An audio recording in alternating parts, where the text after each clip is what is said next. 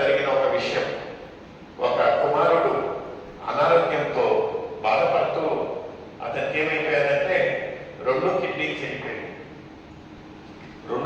చెడిపోయినప్పుడు కట్టుకున్న భార్య ఎవరైతే ఇలాంటి ఒక సమయంలో తోడు నీటిగా ఉండాలనో ఆ ఒక కిడ్నీ పాడైపోతే ఇంకా ఈయన జీవితం ఏముంటున్నదని భార్య వదిలేస్తే ఎక్కడికి వచ్చాడు కుమారుడు?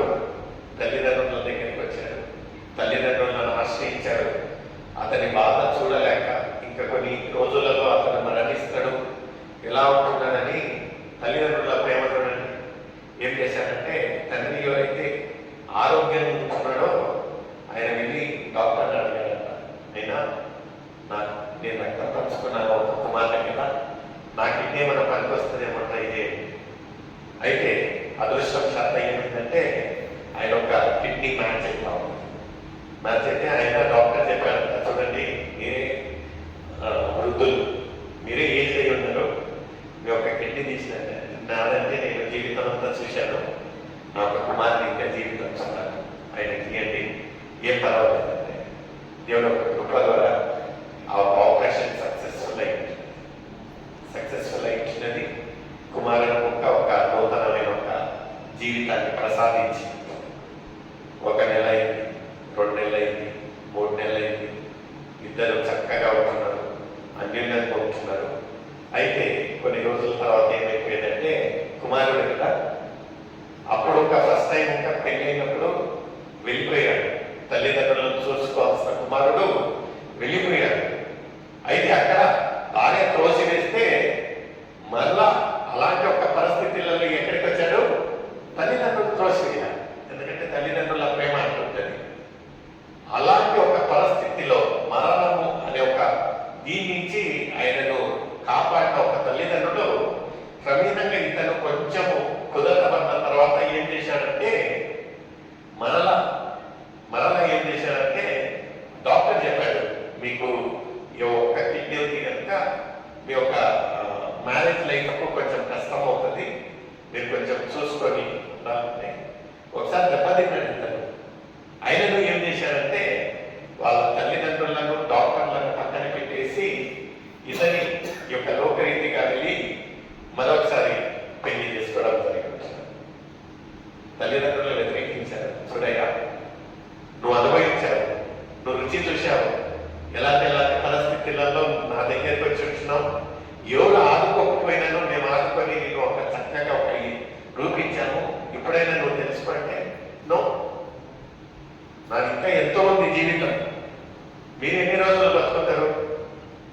ఎవరైతే ఆ ఒక 2 కిడ్నీలపై ఇంకా ఎప్పుడు చచ్చిపోతాడో అని రోజులు లెక్క పెడతా ఉన్నారో అలాంటి ఒక కుమారునికి ఈయన ఒక కిడ్నీ ఇచ్చినానికే కుమారుడు పలికే మాటలు ఏమంటా ఉంటున్నాడంటే, మీరు ఎన్ని రోజులు బతుకుంటారయ్యా, ఇక నా జీవితం ఎలా అని ఏం చేశాడంటే ఇతను 2వ పెళ్లి చేసుకున్నాడు.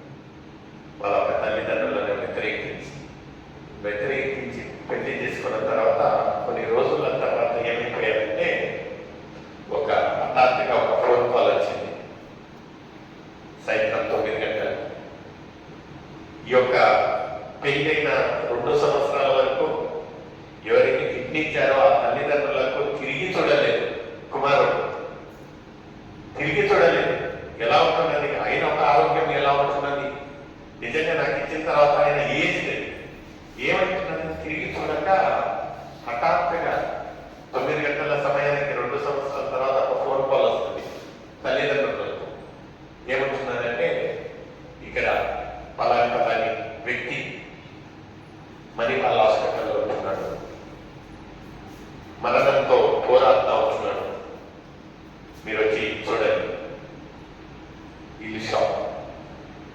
2 సంవత్సరాల తర్వాత అతని యోగక్షేమం కనుక్కోవాలా, బాగుండడని వార్త వచ్చే బదులు పిడుగు లాంటి వార్త ఏమంటున్నదంటే ఇక్కడ మరణ పడకలో ఉంటున్నాడు పలాని వ్యక్తి, ఎవరో వచ్చి అడ్మిట్ చేసి వెళ్ళిపోయారు అనేసరికి మరొకసారి తల్లిదండ్రుల మీద ఏం చేశారు? గురించారు. గురికి అక్కడికి చూసినట్లయితే అదేమంటున్నదంటే ఇతను తీసుకోవాల్సిన కేర్ తీసుకోకపోతున్నందుకు ఇన్ఫెక్షన్ ఎక్కువైపోయింది. ఇన్ఫెక్షన్ ఎక్కువైతే నిజంగా ఇలాంటి ఒక సన్నివేశంగా జరుగుతుందని నా జీవితంలో అనుకోవాలి. ఆ ఒక తండ్రి ఇతను చేసిన, ఎందుకంటే ఇతను ఆ ఒక తండ్రి చేసిన ఒక త్యాగాన్ని మర్చిపోయి, వీళ్ళు చేసిన గొప్ప కార్యాలను మర్చిపోయి, ఎవరైతే వీళ్ళని వ్యతిరేకించి పెళ్లి చేసుకొని వెళ్ళిపోయారో అతనికి ఆ ఒక కుమారుణ్ణి ఈ పరిస్థితి వచ్చినప్పుడు ఆ ఒక భార్య యొక్క ఆ హాస్పిటల్లో చేర్పించిన తర్వాత సుమారు లక్షల బిల్లు చూసి ఆమె అక్కడి నుంచి వెళ్ళిపోయారు. ఇది వాస్తవంగా జరిగిన ఒక విషయం. నేను పేరు చెప్పినట్లయితే ఓ పలానా వల్ల నా కళ్ళల్లో నీళ్ళు వచ్చినాయి. ఈ యొక్క ఆ వ్యక్తి నా ఎదుట నిలబడుకొని ప్రతి ఒక్క సీన్ పై సీన్ చెప్తా ఉంటాను. నాకు కనిపించింది దేవుని ప్రేమకు, మనుషుల ప్రేమకు, తల్లిదండ్రుల ప్రేమకు ఒక సీమితం అనేది ఉంటుంది. మనుషుల ప్రేమ ఎప్పటికీ సీమితంగా మనకు వరకు ఉందా, ఎంతవరకు ఉన్నాను. లాస్ట్ తండ్రి ఎంత విరక్తి కలిగిండో ఇతను రెండోసారి చేసిన క్రియ కంటే అతను పోయి డాక్టర్ని అడిగాడంట. డాక్టర్, మన అబ్బాయి ఎన్ని గంటలలో మరణిస్తాడంటే ఇంకొక 8 గంటలకు మరణం అనేసరికి మనుషుడు కదా ఈ యొక్క తండ్రి ఎంత బాధపడ్డాడంటే పోయి డాక్టర్కి చెప్పాడంట, డాక్టర్ అతను బాగలేనప్పుడు నా కిడ్నీ నేను అతనికి ఇచ్చాను, ఎక్కడన్నా 8 గంటలలో అతను మరణిస్తాడు, వీలైతే నా కిడ్నీ నాకు ఇయ్యండి. ఒక తండ్రి పలికిన మాట ఏమంటా ఉందంటే, వీలైతే నేను ఇచ్చిన కిడ్నీ నాకు ఇయ్యండి అంటే ఆ డాక్టర్ ఏమన్నారంట, నైనా ఈ యొక్క ప్రక్రియలో ఇప్పుడుండే గంభీరమైన పరిస్థితులలో ఆయన మరణించేది 8 గంటలైతే ఈ క్రియలో 2 గంటలలోనే చచ్చిపోతాడు. సో అది సైన్స్ ఒప్పుకోదు, మేమంతా మా దీనికి వ్యతిరేకం అవుతున్నది, అలా మేము చేయలేదు అనేసరికి ఇంకా 8 గంటలు ఉన్నారు. పిల్లోడు మరణించాడు. తర్వాత కట్టాల్సిన బిల్లు భాగ్యసాకి చేసి కట్టారు. ఆ ఒక భార్య కొరకై ఎవరైతే తల్లిదండ్రులను వదిలేసి వెళ్ళాడో ఆ భార్య ఉండా చచ్చిపోయినాక ఇంతవరకు నో ఫోన్. అంటే దేవుని యొక్క ప్రేమ నిజంగా మనము ఆ ఒక ఆత్మీయులుగా ఆత్మఫలాలలో మొట్టమొదటి మాటలు ఏముంటున్నదంటే ప్రేమ. ప్రేమగా నేను ఎందుకు చెప్తా ఉంటున్నానంటే, మనుషుల ప్రేమ సీమితం, తాత్కాలికం. మనతో బాగున్నారా, ప్రేమ చూపిస్తాం. మనకేమైనా అవసరంగా ఉన్నారా, ప్రేమ చూపిస్తాం. ఎవరైనా మనకు సహాయకరంగా ఉన్నారా, ప్రేమ చూపిస్తాం. అయితే కొంచెము తేడా వచ్చిందనుకోండి, ప్రేమ దోమ కదా. నిజంగా ఆ ఒక తండ్రి నోటి నుంచి వచ్చిన ఒక మాట, అయితే ఆయన బాధపడతా ఉన్నాడు. ఆ ఒక మాట మాట్లాడుతూ బాధపడతా ఉన్నాడు. కళ్ళల్లో నీళ్ళు వస్తా ఉంటున్నాయి, నేను చూస్తా ఉన్నాను. చూడయ్యా కుమారి నా ఒక జీవితం అంటాడు. అంటే ఇక్కడ లేఖనాలు ఏమంటా ఉన్నాయంటే, నీ యొక్క తల్లిదండ్రులైనను మరొచ్చునేమో కానీ నేను నిన్ను మరవను. ఏ చేయంగా ఆ ఒక శిలువలో రక్తము ఆఖరి బొట్టు రక్తం వరకు కాల్చాడు.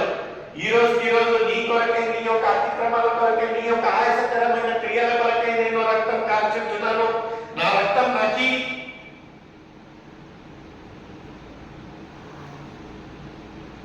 నువ్వు వ్యర్థము.